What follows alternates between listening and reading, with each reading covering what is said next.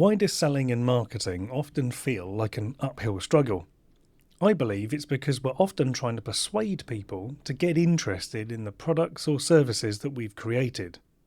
And it's tough to convince someone that they really need something that they don't even know about. Trying to sell coaching or consulting can be especially hard when the people you're pitching at haven't even begun to consider those services. So here's the secret to making marketing easier: switch your perspective 180 degrees. Instead of trying to find people for what you're selling, try making and selling what your people are interested and asking for. In other words, don't start with what you're going to sell them. The problem may be that you have done just that, and you've started by thinking about what it is you can sell and what it is you want people to buy. But are you really clear on who you expect to buy it, or why they would even want to buy it in the first place? For a lot of people, the plan is simply to create what you want to sell and then hope you can find enough people who are interested.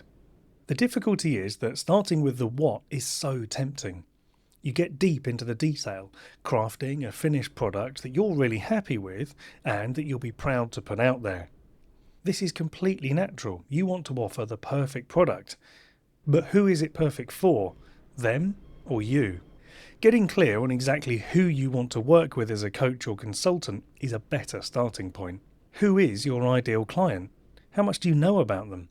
If you don't understand who they are, your marketing and your product is unlikely to appeal.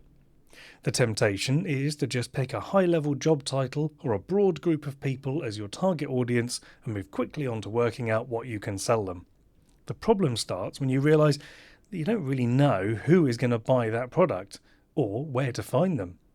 This is why working out the who is really important, because it makes your marketing so much easier. Potential clients want to know who you work with, what you work with them on, and why they can trust you. All of these need to align in their minds before they'll say yes to working with you. Your marketing has to answer all three of those questions. The two that take the most work are the who and the why.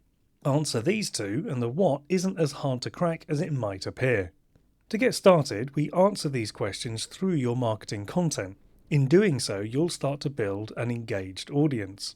When you talk about who you work with and why these people can trust you, these people will ask you if you can do just that for them. People who are your ideal client will start to ask you to work with them without you needing to sell to them at all. What they ask you to help them with is what you can then develop into a product to offer to others. This rarely happens quickly, but it will build over time if you show up consistently and share generously. For example, when I'd been posting my content on LinkedIn for a few months, people started to ask me if I worked with people one-to-one. They then asked me to help them get clear on their who, their what, and their why. So I then started offering one-to-one sessions, without having to sell any sessions at all. You might be thinking, well, this all sounds good, Simon, but I don't have time for that. I need to make some money now. And absolutely, I understand the need to generate some early sales. And I'm not suggesting that you don't offer anything at all, rather that you're flexible at first in what you offer and how you deliver it. Start by experimenting with different formats, pricing structures, delivery methods, continually refining your concept and product through conversations with your audience. As you get clearer on what people want to buy, you'll be able to hone the offer you can make so that it aligns with exactly what they're looking for. So the best way to approach this is to start building an audience and then market to them. To build your audience, you can use a mailing list, a podcast, LinkedIn, YouTube channel, etc. to share your ideas and get people curious, thinking, and engaging. You can then invite them to ask you questions, which will get some conversation started. As the audience grows and the conversations deepen, you can refine what you're offering so it aligns more closely with what they really want. The goal of this is that you'll get the ideal client for you and they'll get the ideal product for them. This has been a very brief overview of how this process works.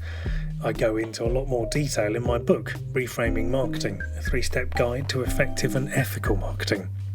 So if you want to create a journey for your client to go on and to have more conversations with the people who are ready to do the work, then you might want to give it a read. You can order your copy directly from me at reframingmarketing.com. Thanks very much for listening, and I hope this podcast has got you thinking. If you'd like to get a notification of when the next episode is released, then simply press the follow button wherever you're listening to this podcast.